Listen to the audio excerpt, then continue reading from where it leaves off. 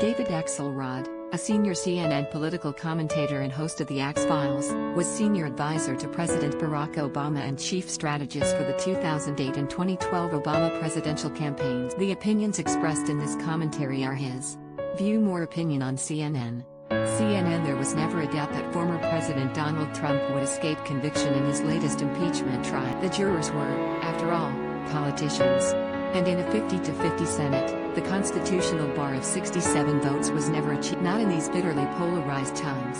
But even as the final chapter was known from the start, it was essential that the story of Trump's brazen acts. It was the story of the months, not just the moment, of calculated incitement, of Trump's cold-blooded indifference to the lives he put in jeopardy at the U.S. Capitol on January 6, including, most shockingly, that of his faithful vice president. It was the story of a president, desperately trying to cling to power, weaponizing those he had radicalized to believe the election was being stolen from them and that it was their patriotic duty to prevent that. He summoned them to Washington, D.C., that day as Congress convened to make his He revved them up with talk of losing their country.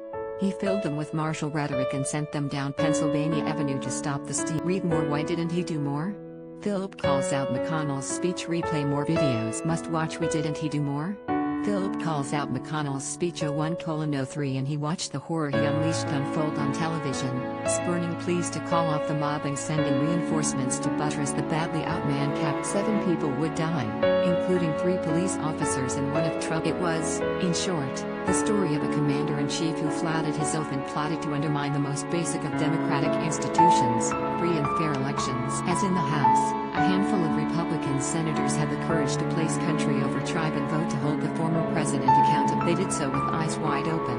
They had seen what happened to Wyoming Representative Liz Cheney and 9 other Republicans in the House who voted for impeachment. They put themselves at similar risk of primary challenges and, at a minimum, a lot of grief. The rest of the Republicans fell in line as expected. They knew that the brooding, defeated president was watching and taking names, just as he was on January 6.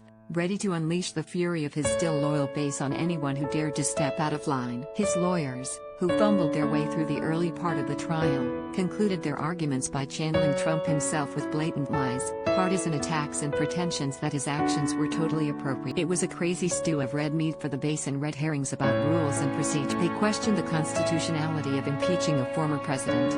They argued his First Amendment right to influence. They did everything but defend his actions.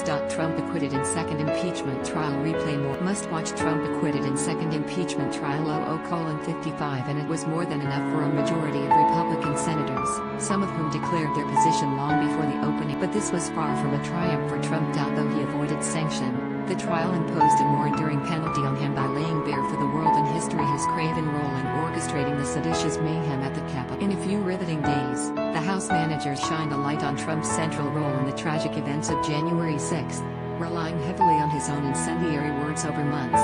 Not ironically, Trump was betrayed by his favorite tools, Twitter and video. And so Trump goes down in history as the only president to have been impeached twice, with both cases involving nefarious. The first was his attempt in 2019 to enlist the president of Ukraine to open an investigation to smear Joe Biden, the Democratic opponent Trump.